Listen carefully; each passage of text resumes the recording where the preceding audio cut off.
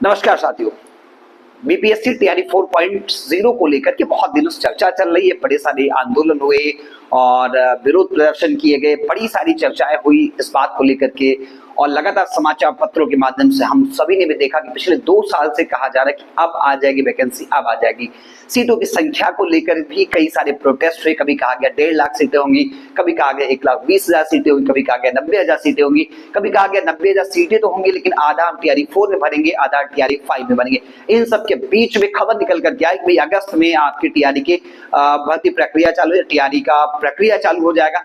इससे भी आगे जब अगस्त आ गया तो खबर निकल करके आई कि सितंबर के पहले सप्ताह में टीआरई 4 का विज्ञापन देखने को मिलेगा। फिलहाल अभी हम पहुंच चुके हैं, आज है 17 सितंबर और टीआरई 4 का कहीं नामो निशान नहीं है। लेकिन एक अपडेट है, उस अपडेट के साथ मैं आप सबके बीच में उपस्थित हुआ हूं।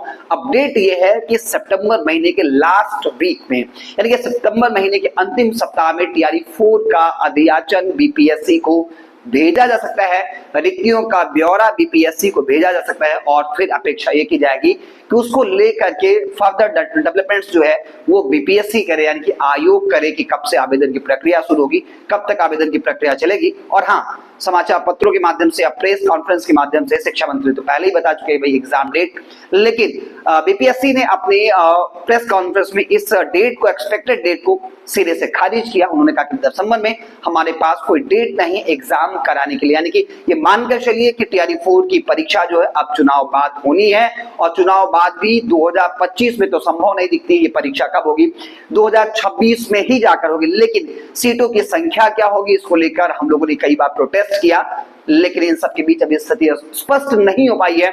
कई सारे समाचार पत्रों के माध्यम से अलग अलग जगहों से खबर निकल करके आ रही है कि 27,000 के आसपास सीटें हो सकती हैं, जिसमें तकरीबन 10,000 सीटें जो है वो पीआरटी के और शेष जो सीटें हैं वो आपके माध्यमिक स्तर की हो सकती है। लेकिन खबरों की सच्चाई क्या है इसको लेकर के अभी केवल अटकलें या कयासबाजी ही की जा रही है। वास्तविकता के धरातल पर भी कुछ भी नहीं कहा जा सकता है, क्योंकि हम तो 2 साल से देख रहे हैं लगातार विज्ञापन आ रहा है, विज्ञापन आ रहा है। इवन मुख्यमंत्री के सोशल मीडिया प्लेटफॉर्म या सोशल मीडिया साइट से भी, सोशल मीडिया अकाउंट से भी ये जानकारी साझा की गई कि इतने विज्ञापन आ रहे हैं, इतने सीटों की संख्या होगी, सब कुछ बताया गया। लेकिन जब बात निकल करके सामने आई आधिकारिक रूप से, यानी कि शिक्षा मंत्री के द्वारा, तो बात हुई थी ढाक के 3 पात वाली, यानी कि खोदा पहाड़ और निकली चोइया, केवल 27,000 कुछ सीटों की बात की जा रही। बहरहाल आप अपनी तैयारी करते रहें, 2 साल से आप तैयारी कर रहे हैं या कई साल से आप तैयारी कर रहे हैं, तो फिर सीटों की संख्या कम होने पर अपने आप को प्रतिस्पर्धा से बाहर कर नहीं लेंगे। और आपको क्या करना है, आपको अपने लक्ष्य के प्रति पूरी संजीदगी के साथ तैयारी करना है।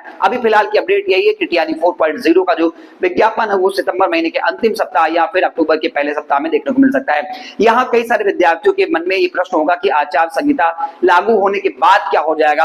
तो मैं आपको बता दूं कि आदर्श आचार संहिता जो है वो 4 से लेकर के 8 अक्टूबर के बीच में लग सकती है, और संभव है कि सरकार इससे पहले जो है टीआरई 4 की नोटिफिकेशन को भी क्या कर दे, जारी कर दे। अगर एक बार नोटिफिकेशन जारी हो जाता है तो फिर आदर्श आचार संहिता लागू होने के बाद भी इस भर्ती प्रक्रिया के ऊपर कोई प्रभाव नहीं पड़ेगा। हाँ, ये बात और है कि परीक्षा नहीं हो पाएगी, क्योंकि तब पूरा का पूरा जो गवर्नमेंट सिस्टम है या पूरा का पूरा जो मशीनरी है वो क्या हो जाता है, वो इलेक्शन कमीशन के अधीन हो जाता है। और ऐसे में इलेक्शन कमीशन पूरे तंत्र का प्रयोग इलेक्शन कराने में करता है, चाहे पुलिसिया व्यवस्था की बात कर लें या विद्यालयों की बात कर लें या कर्मचारियों की बात कर लें, कुछ भी उपलब्ध नहीं होते हैं। तो ये थोड़ा सा मुश्किल हो जाता है कि एक तरफ चुनाव चल रहे हो, दूसरे इतनी बड़ी स्तर की भर्ती प्रक्रिया किसी परीक्षा का आयोजन किया जाए। कोई छोटी परीक्षा होती है जिसमें 10-5 हजार अभ्यर्थियों को शामिल होना होता तो ऐसा हो सकता था।